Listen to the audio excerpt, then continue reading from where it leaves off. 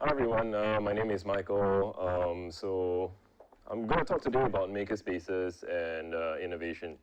So the basic claim that I'm going to make today is that Makerspaces are a location that is very suitable for innovation in schools. To start first, I'll say a little bit about, the nature of innovation by means of a story that I think will help capture the imagination, because I think innovation is such a huge thing that, people think that, oh, it's too difficult to do. So here, a story. A long time ago in Italy, there was this, it's a story, okay, so just imagine with me. There was an Italian prince who wanted to build his new castle. So he invited the best architects he could find from all over Europe, Switzerland, Germany, whatever, and gave them a competition, a design competition. Here you have in front of me a pillar of the finest Italian marble that you can find. And I have an egg. Okay, I want you to balance this egg on top of this marble column without adding anything.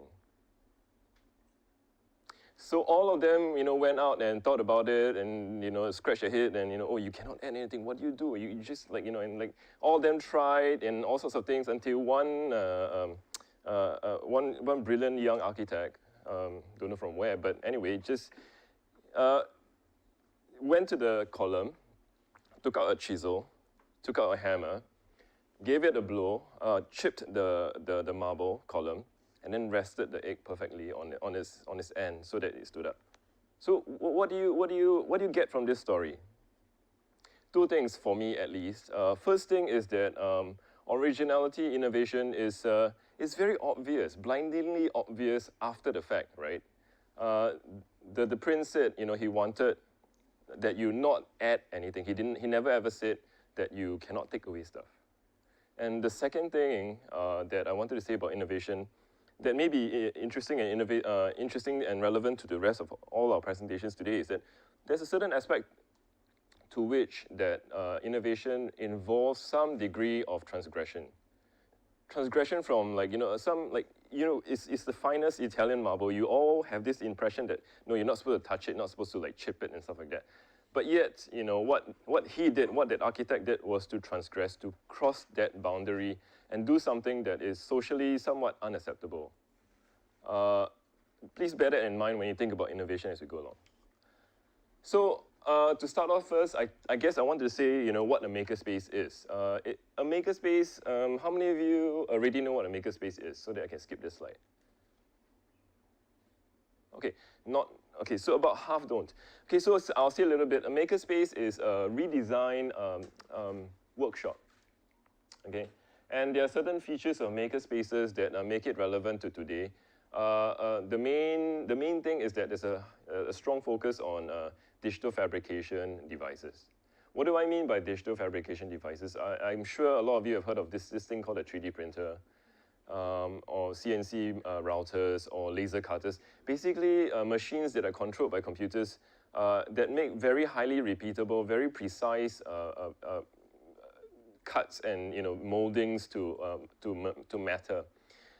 So much so that, making now is, in some cases, not all, in some cases reduced to simple Control P print, and that's it, enter, and a machine will do it for you. That is interesting because it really shortens the development cycle, number one. Number two, it really increases the precision to which you can do things. So what are these? Just a quick pointing out. So at the bottom row, you see sites in Singapore. That's from OMG's prototyping lab at NDC, and these two are from Commonwealth Secondary School, actually. On top, you see actually places in California, some in Stanford D School, some in a school outside of Stanford. Anyway, point is here is that what are the common features? You see a huge mess. That's yet another feature of makerspaces making innovation, messiness. Okay, let me just proceed. So, if you think about making, okay, so you remember my claim, okay, that innovation is very strongly featured in makerspaces. So why is that so? Here's why. Because making and designing are flip sides of the same coin. It was, up to a certain point, impossible to do design without making. if you wanted to craft a pottery or something in the past, there is no way to do it without actually designing the thing.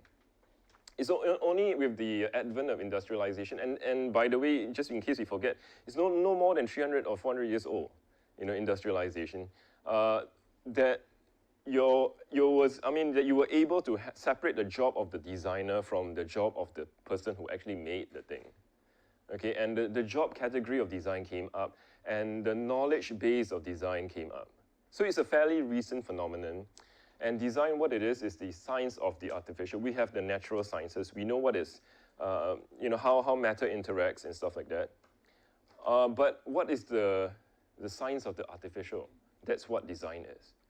All right. So, and given all this, right, you think about what innovation is from a designer's point of view.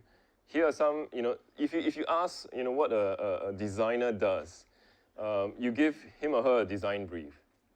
All right, I want you to design for me, that put that egg on top of the marble column and without, that's a design brief. So what the designer does, collect basic information before creating a wall of representation. I mean, a wall of a serial killer, they have like post-its everywhere and photographs everywhere, that kind of thing. And then suddenly, innovation happens. You don't know why. This is the mysterious part. And then you have profits. What it is, is that innovation is an instantiation, and this is the part where I slow down a little bit. It's an instantiation of the closure between what is and what ought to be. What is in front of you, marble column, egg. Oops, what happened?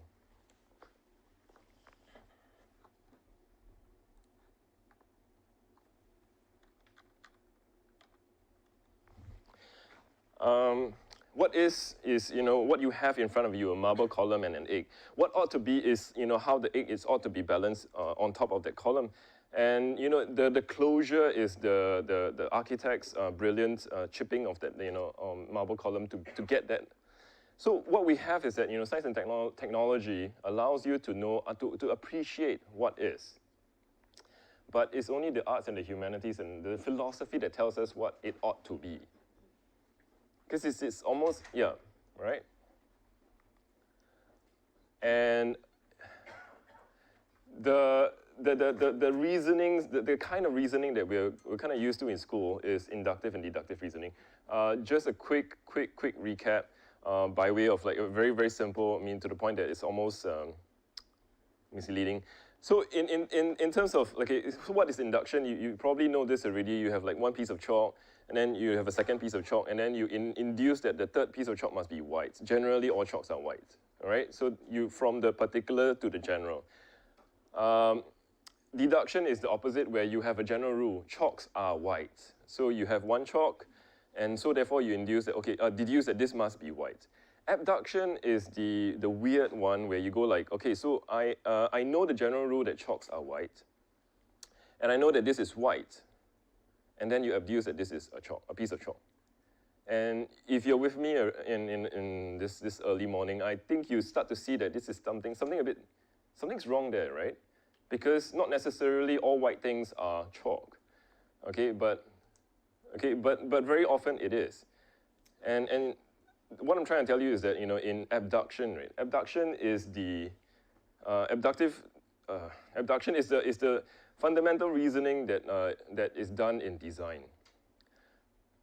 Also happens to be, something that's done in medical diagnosis. Go to a doctor, you present a few symptoms, doctor abduces, yes, I think you have a cold, not cancer.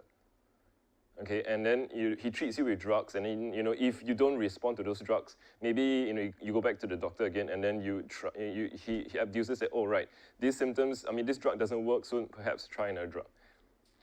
And it's used in diagnosis, in detection, and in design. How's that? So when we think about that Prince thing, right? So what he does is to take a risk, to try something, to say that this is the solution, all right? And so what are some implications of what I've been talking about? So a lot of theoretical stuff. I'm looking at faces, I see a lot of confused ones. I hope I don't confuse too many. Generally, the basic approach that I'm using is that, I mean, I want to go from like the nature of design knowledge, the nature of the process of innovation and the nature of process of design, to think about how we need to redesign, you know, the classroom and how the classroom ought to work to nurture innovation. I mean, that's one of the key questions that we have. How can we get students to be more innovative in the classroom? So the first thing that you realize about you know, this abductive reasoning is that there's an epistemic risk involved. The doctor who, you know, abduces it, right, you have a cold, is taking a risk because you cannot be entirely sure that, oh, just because you come to me with cough and a runny nose, that perhaps you have actually tuberculosis, not the common cold, right? But most of the time he's correct. There's a risk involved, right? And innovation does not belong solely to STEM. And we like to say that, oh, you know, we need to educate for STEM, we need to give them more coding and stuff like that. That's not enough. Because coding, and you can learn to code, yes, but what do you code? You can learn to, you know, run a 3D printer. What do you print? Why should you want to print you know, a Mario whatever character, 3D print? It's nice, but so what? Why? Okay, and if we think about the componential model of creativity, this is something from social psychology.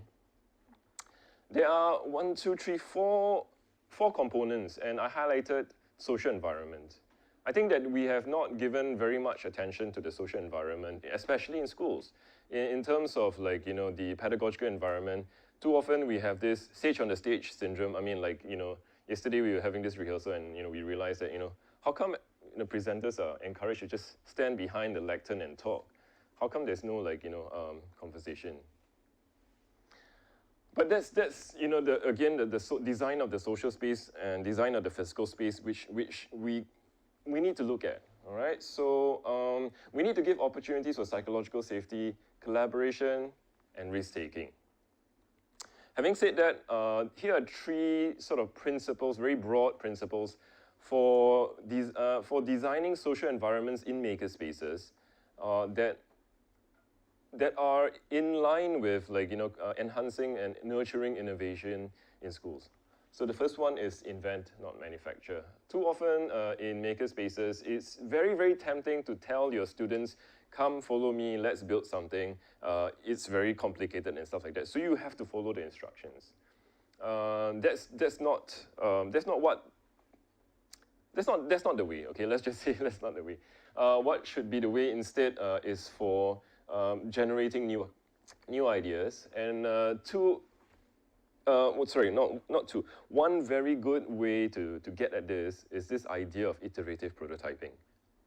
Those of you who don't know, to say, instead of, like, you know, building a project, you know, over 10 weeks, you know, to give students like 2 weeks to build the first prototype, fail miserably, learn from the mistake, build it again over, you know, the next 3 weeks and so on, and, you know, have more time to iterate over and over again. Mistakes and failure will be an inevitable part of it, and the classroom culture needs to be able to celebrate that. I am uncertain if we have that culture yet, but if we don't do that, I don't think we can be effective at nurturing innovation. People, not things, is the second principle. What are we talking about? The first thing we know about innovation is that teams, okay, if you look at design teams like that of IDEO or, you know, in Stanford D School, what we have learned from them is that, not that we actually learned from them, but what we know is that they work in multidisciplinary teams. You often have an anthropologist together with a historian, together with an engineer. Okay, and this kind of, like, you know, teamwork helps to cover each other's blind spots.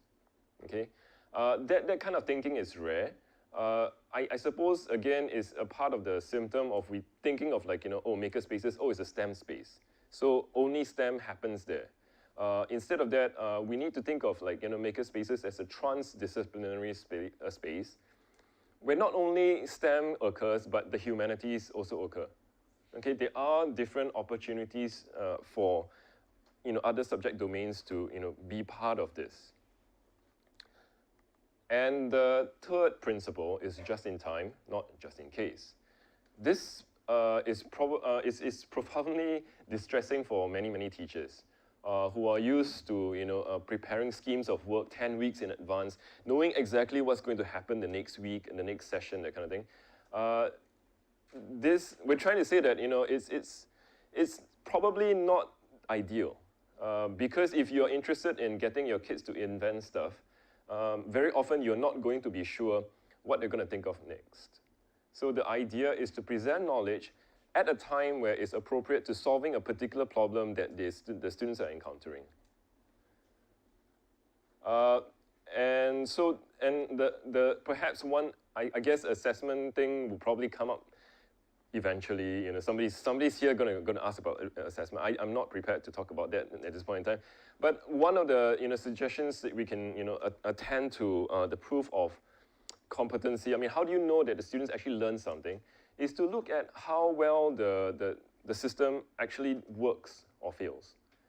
All right, and it becomes like the physical system is the arbiter of the student's knowledge, not like some arbitrary teacher's judgment of, oh, I think your system works very well, so I give you a high score. No, it's whether or not the system works or not. And the flip side of it is if it fails, the student's ability to explain why it failed. All right, so in conclusion, because I don't have very much time, 3 principles: invent, people, and just in time. So innovation may not necessarily be a good thing. This has to be said. We like to think of innovation as like, oh, it gives us, it's hooray for the economy and stuff like that. No, not really. I mean, some of the most innovative things in the world are weapons of mass destruction. If you think about it. Thirdly, we want basketball teams, we have to fund basketball courts. Here's a question, perhaps rhetorical. If we want innovation in schools, where is the funding, for a space for innovation going? And lastly, it can be hard to resist the lure of high technology, but it's important. Notice nothing about this in this talk that I've said has mentioned anything about, oh, we need more 3D printers. Oh, we need more laser cutters. It's not that. I mean, it's a tool, okay? But it's not the end. The end eventually needs to be, as I alluded to earlier, determined by the humanities, the aesthetics, the philosophy, to know why you ought to do certain things. The ought question is always the hardest thing to do. Why do this in the first place? All right, and with that, I suppose I should just end with a short quip. I mean, in sort of partial answer to Dennis's question, I think, yeah, I mean, if you want to have an innovative society and culture, forget about pizza. Thank you.